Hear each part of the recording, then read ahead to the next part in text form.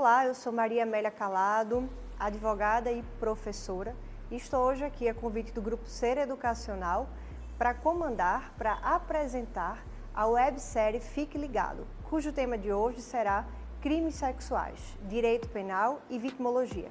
E estou acompanhada de dois colegas, dois queridos, também professores e advogados, o doutor em Direito José Roberto Vanderlei e a doutora em Direito Maria Júlia Leonel. Muito obrigada por terem aceitado o convite, sejam muito bem-vindos. Nesse último programa, terceiro e último programa, nós estaremos falando sobre crimes sexuais, abusos sexuais. E traremos aqui a discussão, ao nosso bate-papo, um crime sexual que chocou o povo brasileiro. Chocou principalmente porque ele foi executado por um médium, no caso, um médium abusador, o João de Deus. E é sobre ele que nós vamos tratar hoje. Então fique comigo e seja muito bem-vindo.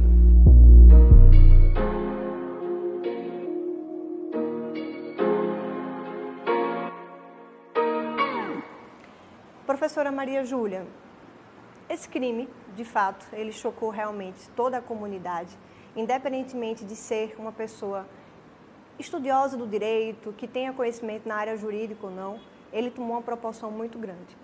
Então, neste caso, o João de Deus, nós podemos afirmar que ele cometeu um assédio sexual? Primeiro, eu queria parabenizar a iniciativa do Grupo Ser Educacional por essas temáticas que são muito importantes, sobretudo para a gente, cada vez mais, ter uma sociedade em que a gente coíba esse tipo de crime. Como você bem colocou, Amélia, foi um crime que chocou toda a sociedade, sobretudo pelo quantitativo de mulheres que foram vítimas. No entanto, embora a gente comumente, utilize essa categoria assédio sexual para falar de maneira geral como se fosse um grande guarda-chuva dentro dos crimes contra a dignidade sexual, dentro do Código Penal, o assédio sexual ele tem uma configuração mais específica, né? No caso de João de Deus, as maiores alegações foram de crimes de violações sexuais mediante fraude. Então, ele se utilizava do fato dele ser um religioso, dele ser um médium, e ele utilizava essa justificativa para cometer os crimes sexuais, falando para as vítimas que aquelas atitudes que ele tinha faziam parte de rituais para cura, fossem das vítimas, fossem de familiares, fossem de outras pessoas, ou o próprio estupro, né? Que aí, nesse caso, exige uma violência ou grave ameaça para cometer a conjunção carnal ou outro ato libidinoso. Então, nesse caso específico, embora a gente utilize comumente o abuso sexual, não se trata, o assédio sexual, desculpa, não se trata necessariamente de um assédio sexual. E o assédio sexual, a gente vai precisar aí de uma relação hierárquica, geralmente uma relação de emprego, para que, a partir dessa relação hierárquica, o empregador, se utilizando dessa relação de hierarquia, ele abuse sexualmente a sua subordinada. Ou seu subordinado, né? Porque pode ser qualquer. Muito bom esclarecer, porque, de fato, até mesmo para pessoas que são da área do direito, permeia essa dúvida, qual seria a tipificação legal que se encaixa nesse caso do João de Deus. Professor Zé, João de Deus é uma figura pública, né? Conhecida a nível nacional e até mesmo internacional. E um dos fatos que chama a atenção, não apenas dele ser uma pessoa muito conhecida, é também o elevado número de mulheres que se dizem vítimas, né, que foram vítimas dos crimes cometidos pelo João de Deus. E a pergunta que fica é, por que essas mulheres demoraram tanto tempo para virem a denunciar o abusador, para virem a denunciar o João de Deus? E, além disso, o local onde ele cometeu os abusos também é muito conhecido. Então, por que essas mulheres demoraram tanto para relatar, para denunciarem esse abuso? E como é que a sociedade, a comunidade ao redor do local não percebia o que é que estava acontecendo? Qual é a sua percepção sobre isso? Perfeito. Muito obrigado, professora Amélia. Muito obrigado ao Grupo Ser Educacional pelo convite. E, de fato, o grande dilema que nós enfrentamos com os crimes sexuais envolve duas situações muito emblemáticas. Primeiro, a pessoa perceber que está sendo vítima de violência sexual. Pela nossa falta de educação sexual dentro das escolas e na família, dificilmente a vítima se percebe como vítima de violência sexual. E o segundo problema é que muitas vítimas de violência sexual têm medo de relatar a sua experiência enquanto vítima de violência sexual. Tendo em vista a fama, não é, do acusado, da pessoa que supostamente praticou o crime, até então, como não há sentença, trataremos do mesmo como acusado, é muito difícil que uma pessoa perceba que foi vítima de alguém que ele vê como um ídolo, como uma pessoa que estaria ali para ajudá-la. Então, há um grande dilema na sociedade brasileira para reconhecer a violência sexual, e repito, não só a física, principalmente a psicológica, não é? Muita gente é vítima de violência psicológica de cunho sexual e nem sequer sabe, porque no Brasil há um preconceito acerca de violência sexual. Acredita-se que a violência sexual ela pressupõe o contato e muitas vezes não necessariamente, né? Nossa relação é muito mais ampla do que as pessoas percebem.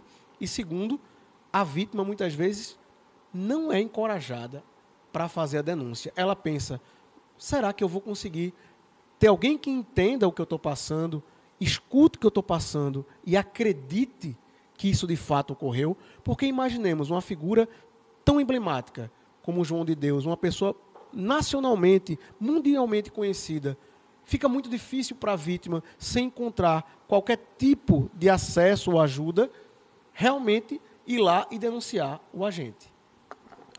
Eu gostaria de fazer um complemento a essa fala do professor Zé, que é exatamente isso, né? Como ele bem colocou. E nos crimes, no geral, né, no sistema de justiça criminal, a gente enfrenta alguns dilemas. Então, para todos os crimes, há um traço, um perfil que é estigmatizado socialmente sobre o sujeito criminoso. Nos crimes de violência sexual, não foge essa regra. Então, existe um perfil do sujeito criminoso.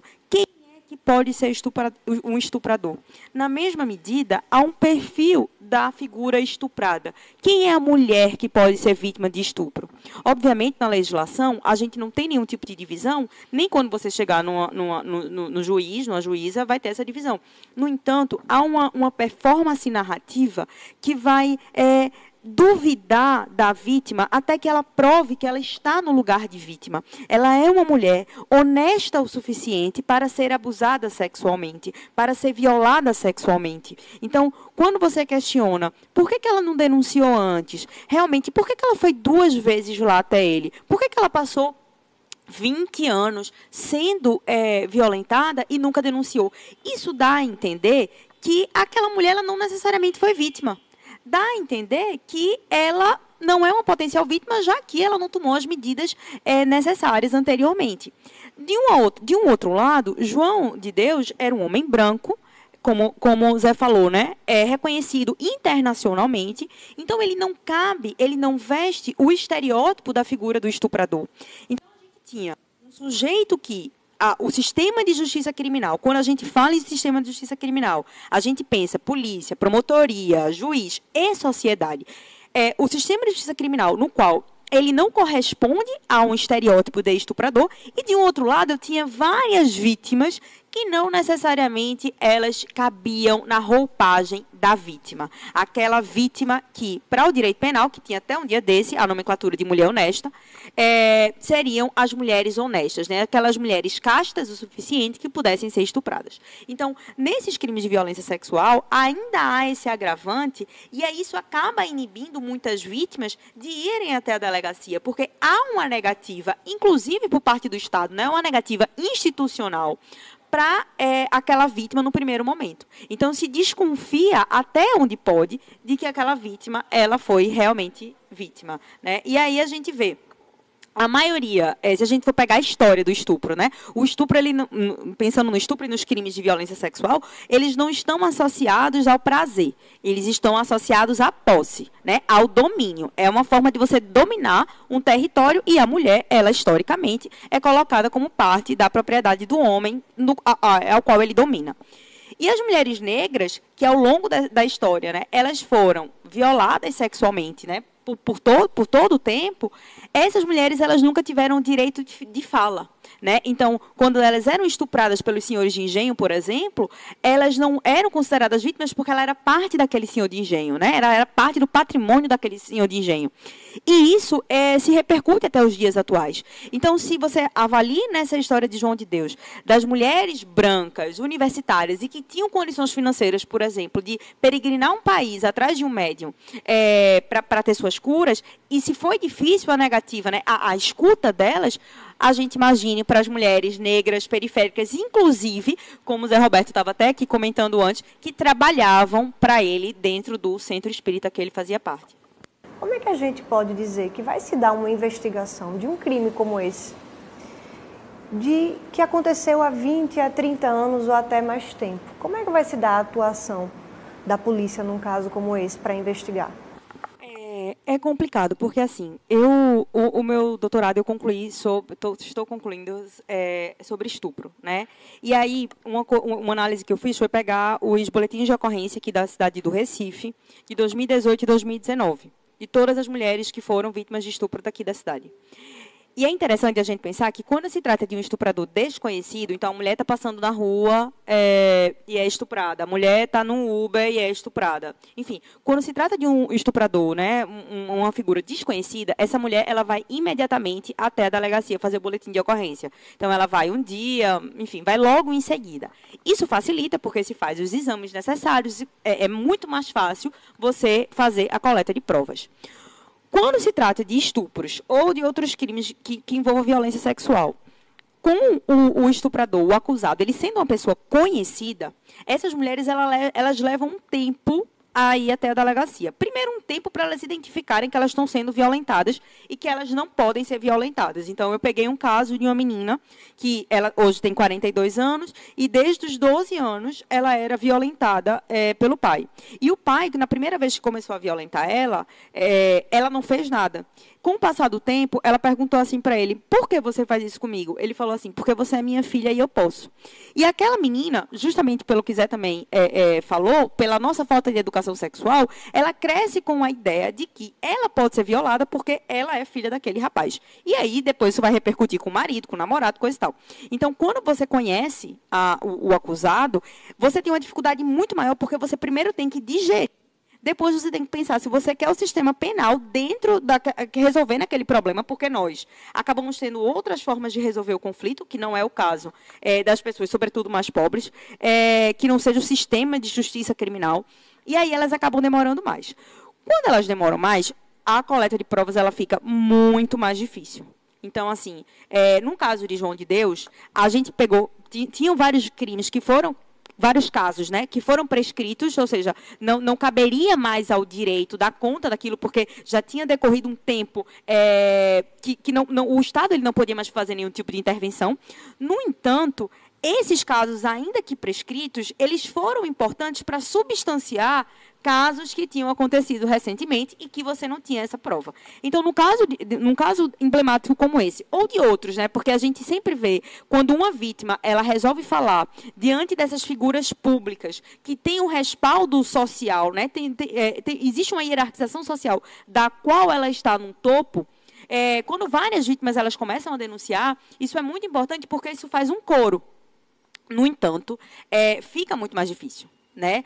Então, é aquela coisa, por mais difícil que seja, por mais que a gente sabe quando a gente está sendo violentada, né? Então, é muito importante que, desde o primeiro momento, as pessoas elas busquem ajuda de familiares, busquem ajuda, seja de quem for, para o quanto antes a situação ela ser resolvida. E isso quando a gente está falando de crimes que deixam vestígios, porque eu posso ter crimes sexuais que não vai deixar vestígio nenhum. Então, se eu sento no colo do meu avô está ereto e ele começa a palpar meu peito, esse crime não vai me deixar vestígio. Então, é um crime que a palavra da vítima conta muito, né? Mas, quanto mais recente essa palavra da vítima ela é proferida, ela é dita, ela é narrada, a gente consegue colocar mais detalhes naquela história e isso acaba facilitando uma investigação. Professor José Roberto, professora Maju, meu muito obrigada. Em nome do Grupo Ser Educacional, a quem eu também agradeço o convite para apresentar essa websérie. Gostei bastante, foi extremamente gratificante poder estar com vocês no dia de hoje, poder ouvi-los, aprender E eu tenho certeza de que você aí de casa também aprendeu um bocado sobre crime sexual. Então, muito obrigada e até uma próxima.